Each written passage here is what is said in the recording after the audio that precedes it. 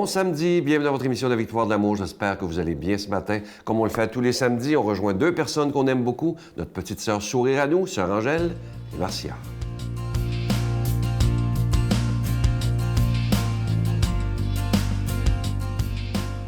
Bonjour, chère sœur Angèle. Ben bonjour oui, à vous bonjour, tous, à vous toutes. Oui.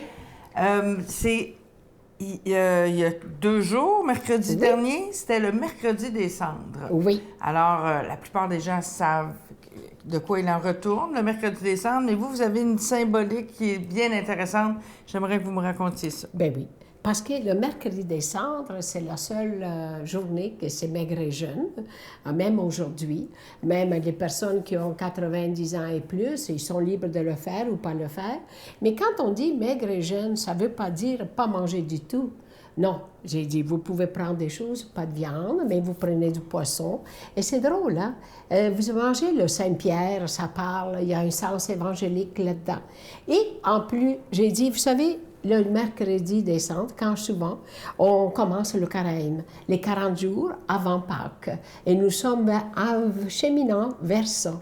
Mais et le mercredi cendre, tout est cendre et poussière. Mais moi, j'ai regardé, tout à coup, il y a un monsieur qui est arrivé. Et il était à l'extérieur, qui passait à la maison où je suis. L'été. L'été, en effet. Et il avait des sueurs. J'ai dit, monsieur, qu'est-ce que je peux faire pour vous? Et il m'a dit, est-ce que je peux avoir un verre d'eau? Alors, j'ai dit, bien sûr, c'est tout ce que vous voulez. Et il dit oui. Alors, je te l'offre. Ben merci, parce que moi aussi, j'ai des sueurs et des chaleurs. C'est justement. Mais c'est pas ton problème. Elle a des chaleurs. Mais je vais vous donner un secret. Quand, mesdames, vous avez des chaleurs, là, faites couler l'eau ici, l'eau froide. Ah oui, ça aide. C'est la veine du cœur et ça calme la sueur. On va faire ça, mon Dieu. Alors, vous êtes une poète, sœur Angèle. Et... Donc, pour revenir au mercredi des cendres, oui. On parle de renaissance. Qu'est-ce que ça symbolise, les cendres, ce mercredi précisément? Là? Ça prend la vie. C'est le printemps, c'est tout ce qui commence à pousser. C'est vraiment la renaissance. La terre reprend vie, après s'être reposée. Et c'est comme nous, ils disent toujours, au printemps, c'est là qu'il faut manger du verre. Tout ce qui est vert, pour nous purifier de l'hiver. L'eau aussi, mercredi des cendres, faire le jeûne. Oui, c'est ça. C'est aussi se nettoyer, se purifier. Absolument. Pour en arriver à renaître dans quelques semaines. Tout est dans l'eau. Vous savez, l'être humain, nous sommes bâtis 80% d'eau. Alors, ça prend de l'eau en nous. Et c'est la vie. On peut vivre avec le jeûne longtemps. On donne de l'eau. Ceux qui font la grève de la faim, par exemple, ils peuvent faire avec l'eau, mais pas... Ils peuvent rester sans manger, mais pas sans l'eau. Pas sans eau. Vous, est-ce que vous jeûnez? Est-ce que vous faites Moi, des fois, j'ai pas besoin de jeûner beaucoup. Comme je mange pas beaucoup, ils m'ont dit, jeûnez pas vous. Bien, évidemment, quand vous avancez en âge... Qui vous ont dit ça? Jeûnez pas? J'ai les sœurs, qu'est-ce que tu veux? Ils m'ont dit, elle, qu'est-ce que tu veux? Elle mange pas. OK, elle mange pas. Je vivrais pas si je mangerais pas. Mais seulement, je mange ce que c'est pas nécessaire de piffer tout. On mange pour bien vivre, puis garder nos énergies à faire ce qu'on a à faire. Merci infiniment. Fait que je vais boire mon petit Vive verre la d'eau. vie, À votre prendre de l'eau, santé. à la santé, à vous aussi. Notre Père qui es aux cieux, que ton nom soit sanctifié, que ton règne vienne, que ta volonté soit faite sur la terre comme au ciel. Donne-nous aujourd'hui notre pain de ce jour. Pardonne-nous nos offenses comme nous pardonnons à ceux qui nous ont offensés. Ne nous laisse pas entrer en tentation, mais délivre-nous du mal, car c'est à toi qu'appartient le règne, la puissance et la gloire pour les siècles des siècles. Amen.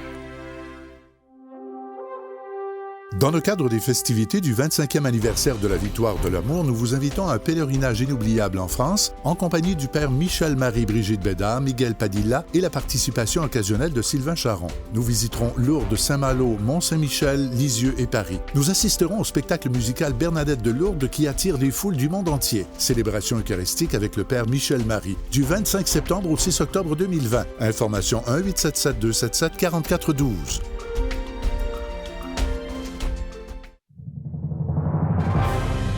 En compagnie du père Michel Marie, Marcia Pilote, Sœur Angèle, Éloi Gillard, Stéphane Roy, Brigitte Bédard et Sylvain Charon. En chanson, Mélissa Bédard, Georgia Fumanti, Jessica Poulain et Miguel Padilla. Et un mini-spectacle de l'unique Natacha Saint-Pierre et Grégory Turpin. Les 6 et 7 juin 2020 à 13h et 19h à la salle Maurice-Aubry de Sherbrooke. À réserver rapidement au 514-523-4433 ou sans frais au 1-888-811-9291.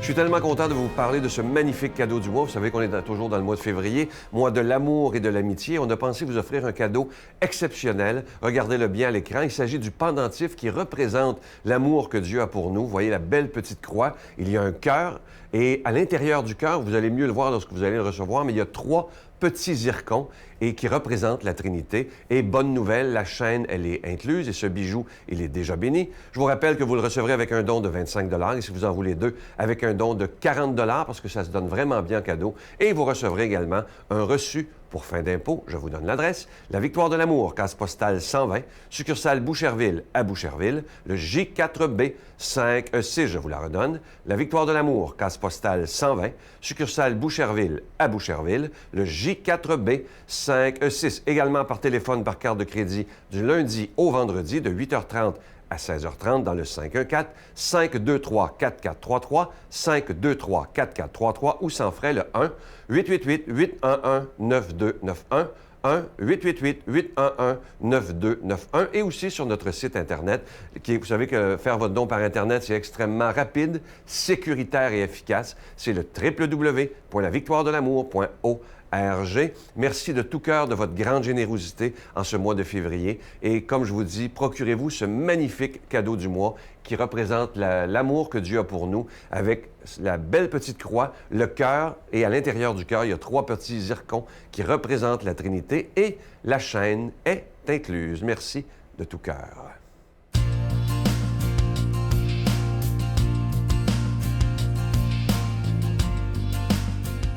Mon Dieu, donnez-moi la sérénité d'accepter les choses que je ne peux changer, le courage de changer les choses que je peux et la sagesse d'en connaître la différence.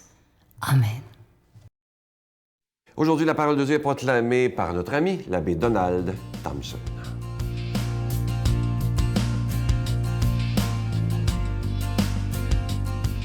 Bon matin, on est en début de carême. On vient de vivre mercredi, le mercredi des cendres, donc on est de ce samedi après les cendres. Écoutez bien l'Évangile d'aujourd'hui en Saint-Luc, chapitre 5, versets 27 à 32. En ce temps-là, Jésus sortit et remarqua un publicain, c'est-à-dire un collecteur d'impôts, du nom de Lévi, assis au bureau des impôts. Il lui dit « Suis-moi ». Abandonnant tout, l'homme se leva et le suivait. Lévi donna pour Jésus une grande réception dans sa maison. Il y avait là une foule nombreuse de publicains et d'autres gens attablés avec eux. Les pharisiens et les scribes, de leur parti, récriminaient en disant à ses disciples « Pourquoi mangez-vous et buvez-vous avec les publicains et les pécheurs? » Jésus leur répondit « Ce ne sont pas les gens en bonne santé qui ont besoin du médecin, mais les malades.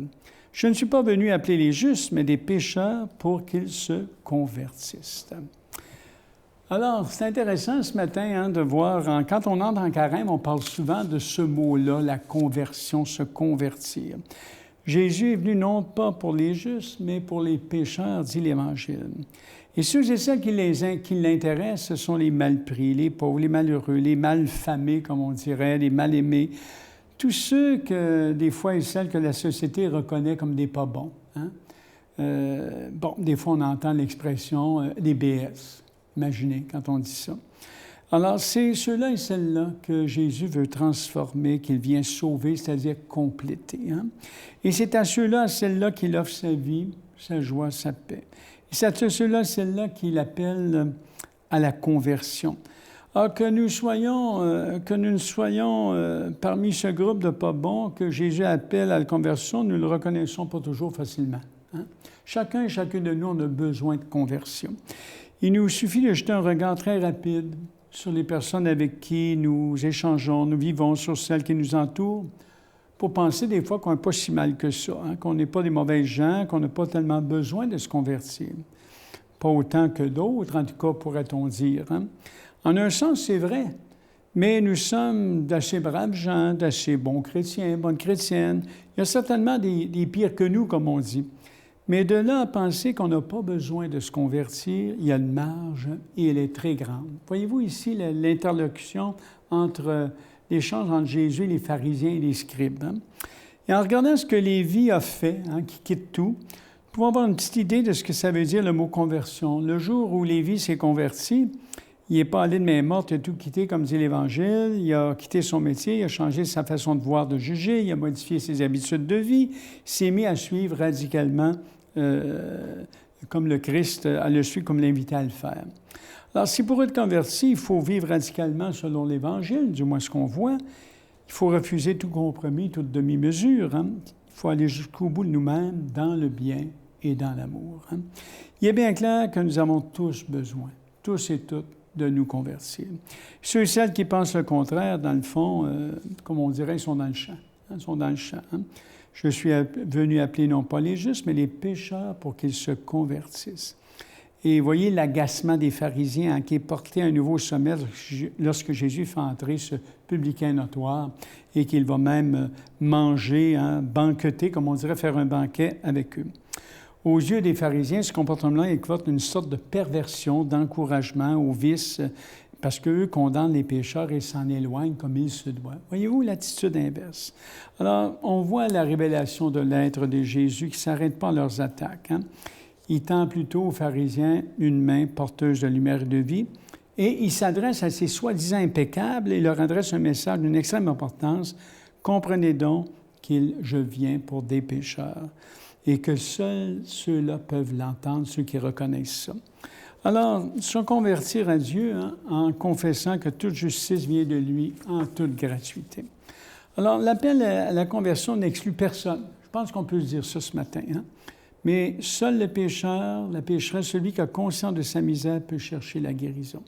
Seul celui ou celle qui se sent et se sait prisonnier peut souhaiter et espérer sa libération. Faut-il donc pécher pour aller à Jésus? Une bonne question. Non, pas plus que nous le faisons déjà, mais il nous faut reconnaître et déplorer notre faiblesse native. Hein? Saint Paul dit, je fais le mal que je veux pas, je fais pas le bien que je voudrais. Hein? La carapace de notre suffisance. L'appel s'adresse donc à tous et à toutes, à chacun de nous, mais seuls l'entendent ceux et celles qui souffrent de leur médiocrité, ceux et celles, seuls ceux-là vont rencontrer Dieu Sauveur qui vient sur toutes nos routes. Alors, je vous souhaite à tous et à toutes en ce carême cette belle rencontre du Dieu Sauveur qui vient nous compléter en reconnaissant d'abord hein, notre réalité hein, fragile. Alors aujourd'hui, je vous souhaite un beau carême, c'est le début, et je demande de vous bénir, le Père, le Fils et le Saint-Esprit. Amen. Et je vous souhaite une bonne journée et je vous dis encore bon carême. Je vous salue Marie, pleine de grâce. Le Seigneur est avec vous. Vous êtes bénie entre toutes les femmes, et Jésus, le fruit de vos entrailles, est béni. Sainte Marie, Mère de Dieu, priez pour nous pauvres pécheurs, maintenant et à l'heure de notre mort. Amen. Je vous invite à ne pas manquer l'émission de demain. Je rencontre avec beaucoup de joie Jean-François Pouliot. Il est prêtre. Il vient d'être ordonné il y a quelques mois à peine. Imaginez que son frère est prêtre aussi. Il est allé... Bon, et puis il a fait cocasse, je vous le disais hier. Lorsqu'il est allé il y a plusieurs années à l'ordination de son frère, lui, il est allé avec sa copine. C'est pour vous montrer qu'il ne savait pas à l'époque qu'il serait prêtre. Mais quand le Seigneur appelle, ça fait des chamboulements dans la vie.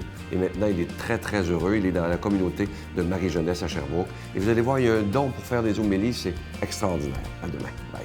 Et dans un temps de prière, c'est là que ma rencontre forte s'est faite, d'entendre le Seigneur qui me disait « Jean-François, tu sais, dans toute ta recherche, là, est-ce que tu me fais assez confiance pour croire que je peux te rendre heureux? Est-ce que tu me fais assez confiance pour me donner ta vie? »